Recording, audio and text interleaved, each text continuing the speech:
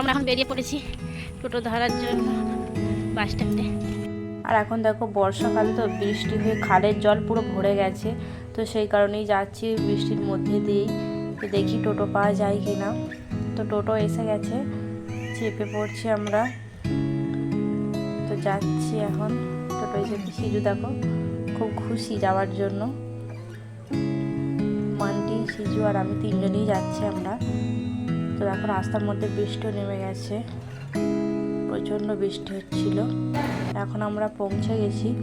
তো এখানেও বৃষ্টি বৃষ্টি আর বৃষ্টি। আর এটা দেখতে পাচ্ছ, এটা সেই পুরানো গাছ, এটাই মধ্যে শ্রীকৃষ্ণ বাঁশি বাজাতো। তো বলছে, শুনিয়েছি, আমরা তো জানি না সেরকম ঠিকঠাক, এখানে তো বলা কথা।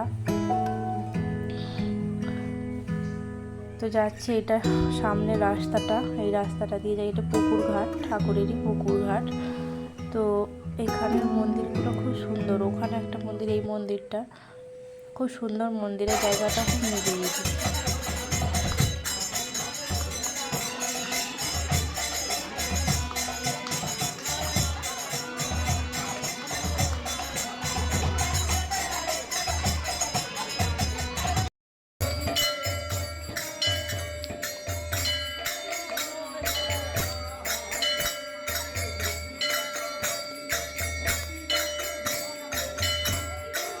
এখানে বসলি মনটা যেন স্নিগ্ধ হয়ে যায়।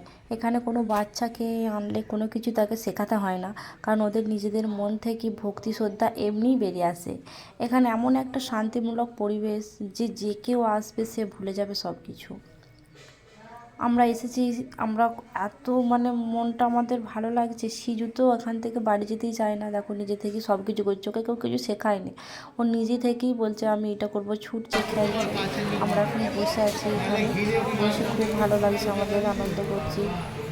সিজুও বসে আছে চুপটি করে, কিন্তু এত চুপটি করে কোনোদিন বসে থাকার ছেলে নয়, কিন্তু এখানে এসে ঠিক বসে আছে সবার সঙ্গে একমত।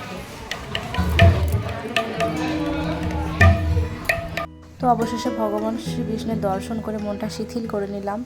তো এটাকে বলা হয় গুপ্ত বৃন্দাবন। তো আমরা এটাই শুনে আসছি যে এখানে আগেই গুপ্ত বৃন্দাবন। তো এখানে পুজো দেওয়ার ক্লিপটা ডিলিট হয়ে গেছে।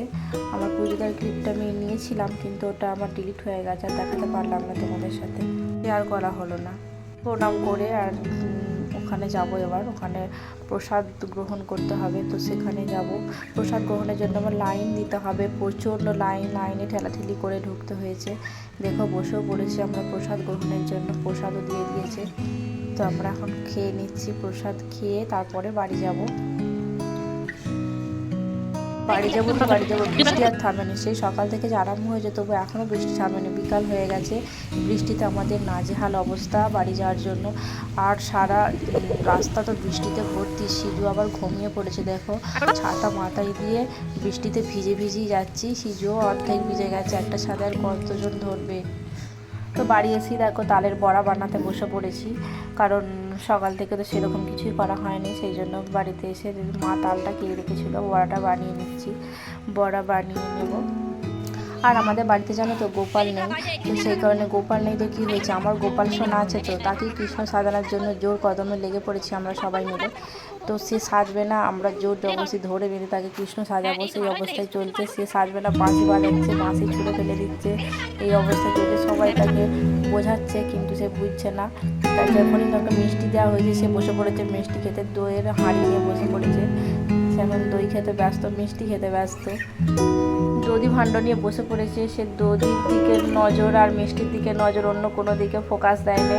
তাকে আমরা ফটোশ্যুট করার জন্য অনেক কিছু বোঝানোর চেষ্টা করছি, কিন্তু হচ্ছে না, সে খেতেই ব্যস্ত।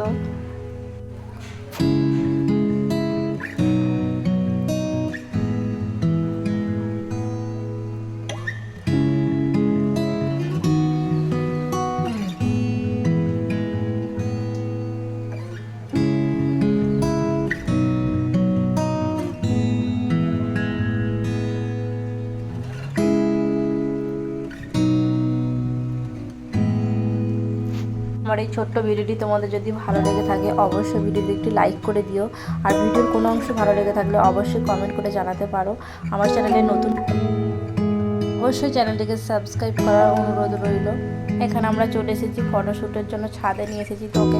সিজুকে ছাদে উঠেও সেই একই যেটা সেটা করছে, যেটা বলছে তার উল্টো ওটা করছে। দেখো এভাবে ও নাজেহাল করেছে একদম অবস্থা। বৃষ্টিতে ভিজে ভিজে আমরা ফটোশ্যুট করছি। তো বাঁশি কখনো কখনো ছুঁড়ে ফেলে দিচ্ছে, বাঁশি তো নিচ্ছে না, আবার বাঁশিকে ফেলেও দিচ্ছে, কামড়ে খেয়ে নিচ্ছে। এই অবস্থা হচ্ছে আমাদের।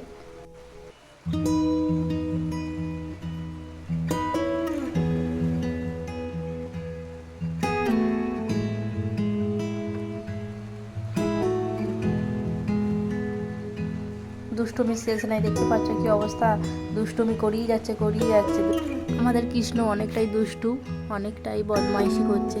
তো কেমন আমার দুষ্টু কৃষ্ণকে ভালো লাগলো কি খারাপ লাগলো অবশ্যই তোমরা কমেন্ট করে জানাবে। তো আজকে ভিডিওটা এখানে শেষ করছি, দেখা হচ্ছে পরবর্তী কোনো সুন্দর ভিডিওর সঙ্গে।